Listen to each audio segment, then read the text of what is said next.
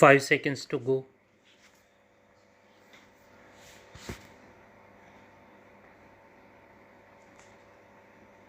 Start.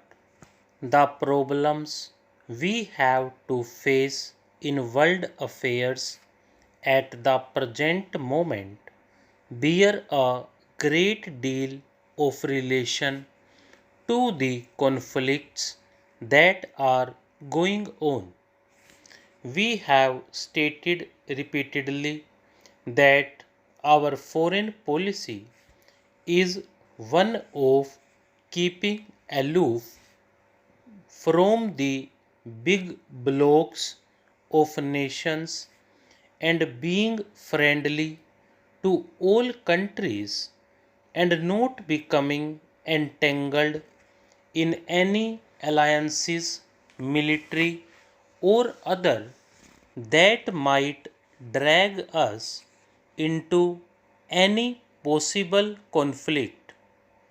That does not, on the other hand, involve any lack of close relationships with other countries. The House will remember that some time back I mentioned the question of India's possible relationships with the Commonwealth, and I informed the House of the broad lines of our approach to this problem, and I gathered that the House agreed to it. Subsequently, the question, as considered by the National Congress at its Jaipur session, and in broad lines, they also laid down the policy to be pursued. As far as we are concerned, we propose strictly to adhere to those directions. Of course, changing circumstances have to be understood and interpreted in different ways, but the broad lines of our policy have been laid down, and that India will naturally and inevitably, in the course of a few months, become an independent republic, and in our external, internal, or domestic policy, political policy, or in our economic policy, we do not propose to accept anything that involves, in the slightest degree, dependence on any other authority. Subject to that, we are prepared to associate ourselves with other countries in a friendly way.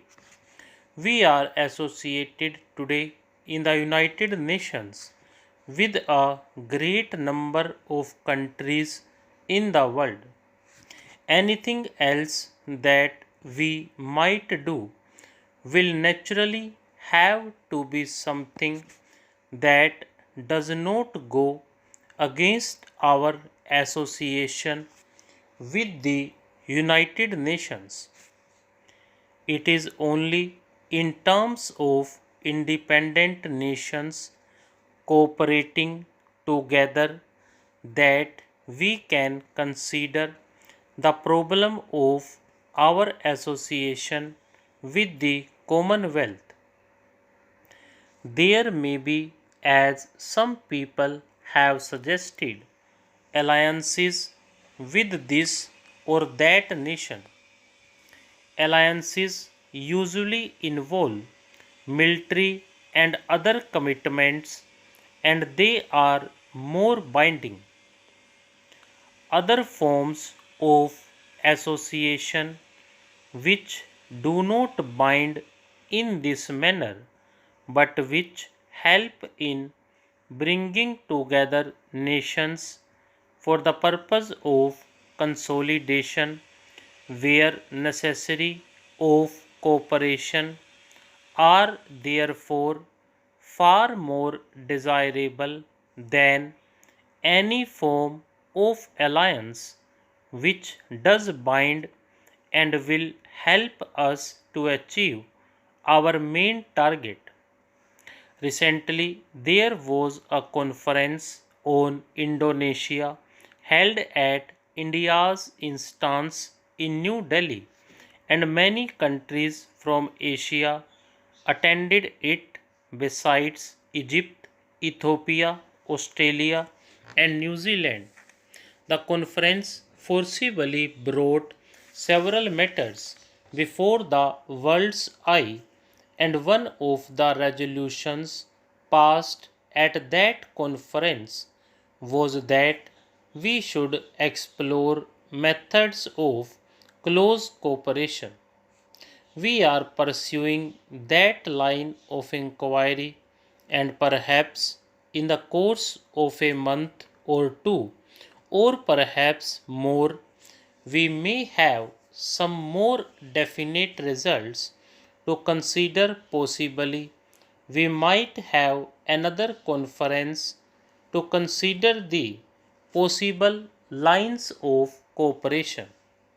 Again, that cooperation can only be the cooperation of independent nations without the least commitment of one to the other.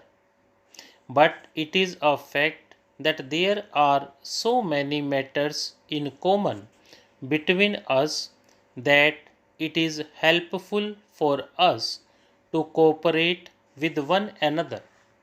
We have not yet decided what the region of cooperation might be, because India is interested in several regions in Asia. Whether all should be grouped together or separately, I do not know. That is for us to consider together and to decide what is more feasible. But in any event, two facts have to be borne in mind.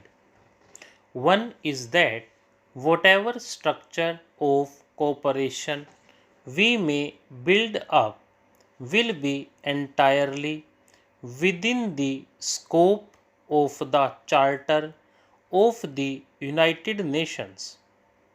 Secondly, there will be no binding covenant in it, and this will largely be an organization for the consultation and cooperation that naturally flow from common interests. So, our policy will continue to be not only to keep aloof from power alignments, but try to make friendly cooperation possible. Fortunately, we enter upon our independence as a country with no hostile background in regard to any country. We are friendly to all countries.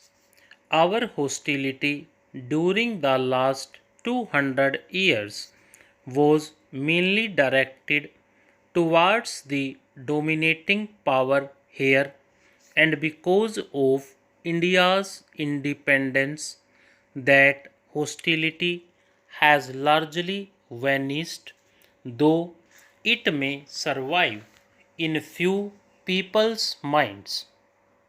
So we approach the whole world on a friendly basis, and there is no reason why we should put ourselves at a disadvantage, if I may say so, by becoming unfriendly to any group.